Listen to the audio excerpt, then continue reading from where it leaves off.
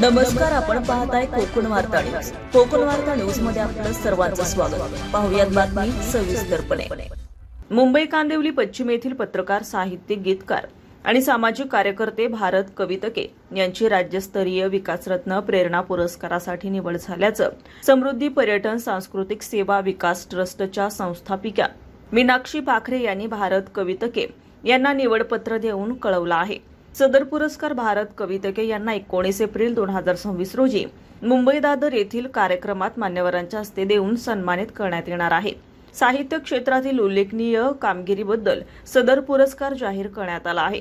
सांज शोधतो मी किनारा, अरे मी एकटा, आकाश तारकांचे, मी एक वृत्तपत्र लेखक, आयुष्य उसवताना, आत्मकथन, माझ्या गावाच्या दिशेने, मनातल्या चारोळ्या आणि चांदण्यांना रोज सांगतो अशी एकूण 9 पुस्तके भारत कवितके यांची प्रकाशित झालेली असून 14 गाणी युट्यूबवर प्रसारित होऊन रसिकांच्या मनावर अधिराज्य गाजवित आहेत.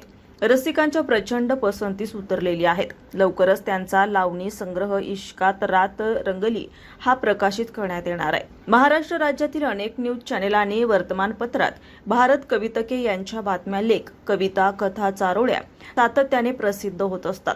महाराष्ट्र राज्यातील विविध संघटना, संस्था आणि मंडळ यावर भारत कवितके वेगवेगळ्या पदावर कार्यरत आहेत.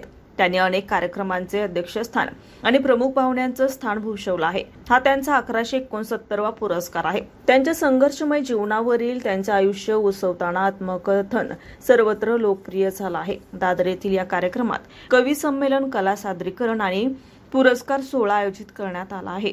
कार्यक्रमाचे अध्यक्ष डॉक्टर शिवचरण मधुकर उज्जैनकर, उद्घाटक सचिन विमल, मदनराव वायखुळे, प्रतिमा पूजन महेश महादेव पाखरे, अशोक मोहिते, सर्वेश पाटील, डॉक्टर उत्तमराव सोनवणे, प्रमुख उपस्थिती भावेश कोटंगळे, स्वागताध्यक्षा मीनाक्षी पाखरे आदी मान्यवर उपस्थित राहणार आहेत. भारत कवितके यांच्यावर पुरस्कार निवडीमुळे अभिनंदनाचा वर्षाव होत आहे.